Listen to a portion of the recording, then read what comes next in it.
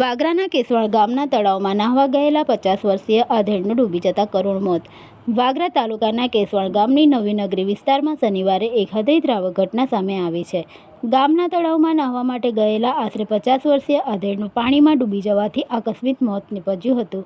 ઘટનાની જાણ થતાં ગામમાં શોકનો માહોલ છવાઈ ગયો હતો અને મોટી સંખ્યામાં ગ્રામજનો બનાવ સ્થળે દોડી આવ્યા હતા. મળતી માહિતી મુજબ મૃતકની પત્ની શારદાબેન સુરેશભાઈ ઉર્ફે ગડબડ ચંદુભાઈ રાઠોડે વાગરા પોલીસ સ્ટેશનમાં હાજર રહી અકસ્માત મોત અંગેની જાણ કરી હતી.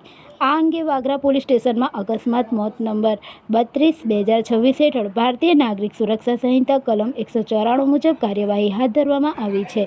પંખાજણ પોલીસ ચોકીના હદ વિસ્તારમાં બનેલી આ ઘટનામાં પોલીસે મૃતદેહને પોસ્ટમોર્ટમ માટે વાગરા સામૂહિક આરોગ્ય કેન્દ્ર ખાતે ખસેડ્યો હતો.